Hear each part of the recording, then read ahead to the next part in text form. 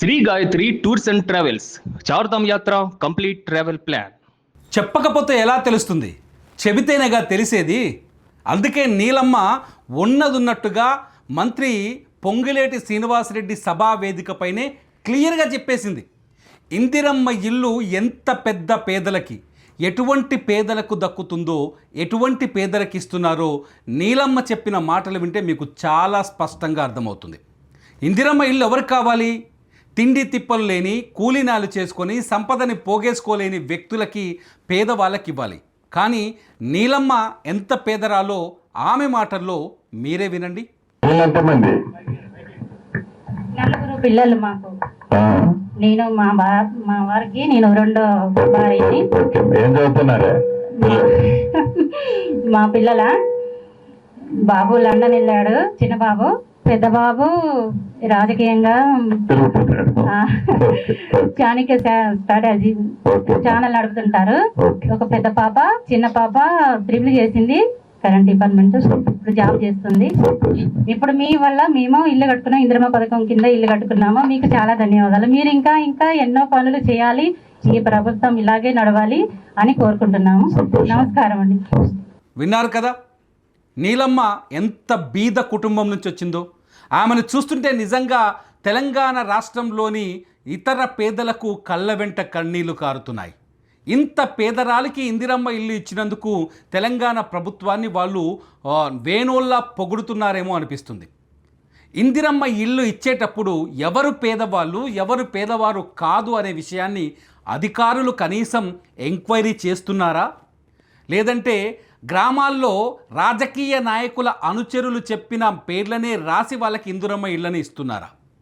ఖమ్మం జిల్లా పాలేరులో ఇందిరమ్మ ఇళ్ళ పంపిణీ కార్యక్రమంలో నీలమ్మ అనే మహిళ మాట్లాడిన మాటలు వింటే తెలంగాణలో ఎవరికి, ఏ పేదలకు ఇళ్ళు వెళ్తున్నాయో, ఇందిరమ్మ ఇల్లు ఎవరికి కేటాయించారో చాలా స్పష్టంగా అర్థమవుతుంది.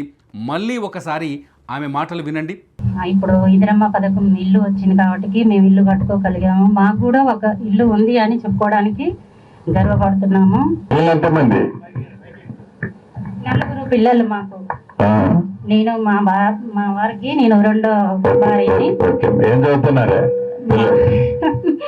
మా పిల్లల బాబు లండన్ వెళ్ళాడు, చిన్న బాబు. పెద్ద బాబు రాజకీయంగా చాణక్య స్ట్రాటజీ ఛానల్ నడుపుతుంటారు. ఒక పెద్ద పాప, చిన్న పాప ట్రిపుల్ చేసింది, కరెంట్ డిపార్ట్మెంట్, ఇప్పుడు జాబ్ చేస్తుంది. ఇప్పుడు మీ వల్ల మేము ఇల్లు కట్టుకున్నాం, ఇందిరమ్మ పథకం కింద ఇల్లు కట్టుకున్నాము. మీకు చాలా ధన్యవాదాలు. మీరు ఇంకా ఇంకా ఎన్నో పనులు చేయాలి, ఈ ప్రభుత్వం ఇలాగే నడవాలి అని కోరుకుంటున్నాము. నమస్కారం అండి. పాపం మంత్రి గారికి తెలియదు నీలమ్మ ఇంత పేదరికంలో ఉందని. నీలమ్మ చిన్న కొడుకు లండన్లో చదువుకుంటున్నాడు.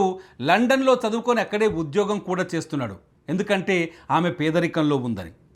నీలమ్మ చిన్న కూతురు కరెంట్ డిపార్ట్మెంట్లో గవర్నమెంట్ ఉద్యోగం చేస్తుంది. గవర్నమెంట్ ఉద్యోగాన్ని సంపాదించి చాలా పేదరికంలో ఉంది నీలమ్మ. అంతేకాదు నీలమ్మ పెద్ద కొడుకు రాజకీయాల్లో తిరుగుతున్నాడు. ఏదో యూట్యూబ్ ఛానల్ పెట్టుకొని దాన్ని కూడా విజయవంతంగా నడిపిస్తూ చాలా పేదరికంలో బతుకుతున్నాడు. అందుకనే నీలమ్మని సెలెక్ట్ చేసిన మన ప్రభుత్వ అధికారులు ఏకంగా మంత్రి గారి ముందుకే తీసుకొచ్చారు. మంత్రి గారి సభలోనే ఆమె చేత వాస్తవాలు మాట్లాడించారు. ఇప్పటిదాకా పెంకుటిల్లో ఉన్నారట, అతి పేదరికాన్ని అనుభవించారంట. అందుకే కొడుకు లండన్లో ఉండి ఉద్యోగం చేయగలుగుతున్నాడు, అందుకే కూతురు గవర్నమెంట్ ఉద్యోగం చేస్తుంది, అందుకే ఇంకొక కొడుకు రాజకీయాల్లో తిరుగుతూ యూట్యూబ్ ఛానల్ కూడా నడిపిస్తున్నారు. నలుగురు పిల్లలున్న నీలమ్మ, వాళ్ళ పిల్లలు చాలా పేదరికంలో ఉన్నారు. నీలమ్మ కూడా చాలా పేదరికంలో ఉంది కాబట్టే మన ప్రభుత్వ అధికారులు ఆమెకి ఇందిరమ్మ ఇల్లు ఇచ్చారు. ఇది చాలదా ప్రభుత్వ పథకాలు ఎలా దుర్వినియోగం అవుతుందో చెప్పడానికి? ఇది చాలదా మన తెలంగాణ ప్రభుత్వం ఎంతో ప్రతిష్టాత్మకంగా పేదల కోసం తీసుకొచ్చిన ఇందిరమ్మ ఇళ్ళు ఎవరికి చెందుతున్నాయో, ఏ రాజకీయ ప్రలోభాలకు లొంగిపోయి, ఏ రాజకీయ పెత్తందారి పైరవీలకి లొంగిపోయి ఆ ఇళ్ళని కేటాయిస్తున్నారో చెప్పడానికి? ఇందిరమ్మ ఇల్లు ఎవరికి దక్కాలి? నీలమ్మ లాంటి మనుషులకా, నీలమ్మ లాంటి పేదలకా? మీరే చెప్పండి. నీలమ్మ పేదరికంలో ఉందా? తప్పు నీలమ్మది కాదు, తప్పు నీలమ్మది కాదు. నీలమ్మ పేరుని సెలెక్ట్ చేసిన అధికారులది. నీలమ్మదేముంది? నువ్వు ఇస్తే తీసుకుంటానంటుంది. నువ్వు ఇస్తే ఇల్లు తీసుకుంటుంది ఖచ్చితంగా. ఆమెకు ఆ హక్కు ఉంది. తెలంగాణ పౌరురాలిగా ఆమెకు ఆ హక్కు ఉంది. ఆ ఇల్లు కోసం ఆమె పైరవీలు చేసుండొచ్చు. ఆమె కొడుకు రాజకీయాల్లో ఉన్నాడు, ఆమె చెప్తుంది స్టేజ్ పైన. ఆమె కొడుకు పైరవీలు చేసుండొచ్చు కాబట్టి నీలమ్మ పేరుని లిస్టులో పెట్టొచ్చు. మరి పేదోడి పరిస్థితి ఏంది? ఇంకా గుడిసెలోనే బతుకుతున్న పేదవాడి పరిస్థితి ఏంటి?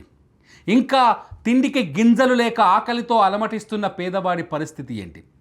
చేయడానికి పని లేక కూలి కూడా దొరక్క నరకం అనుభవిస్తున్న పేదవాడి పరిస్థితి ఏంటి? గుడిసెలో నలుగురి పిల్లల్ని కని పెంచి సాధలేక అల్లాడిపోతున్న ఒక తల్లి పరిస్థితి ఏంటి? ప్రభుత్వ పథకాలు పైరవీలు చేసే వాళ్ళకే దక్కితే, నీలమ్మ లాంటి వాళ్ళకే దక్కితే మిగతా వాళ్ళ పరిస్థితి ఏంటి? ఈ వీడియోని ఖచ్చితంగా మీరు చూడండి, ఖచ్చితంగా షేర్ చేయండి. ఏకంగా తెలంగాణ మంత్రి ముందే ఆమె అంత ధైర్యంగా మాట్లాడింది అంటే ఆమె తప్పు కాదు, ఆమె నిజంగా మాట్లాడింది. నీతి చాలా నిజాయితీ పర్రాలు కాబట్టి ఆమె నిజాలు చెప్పింది.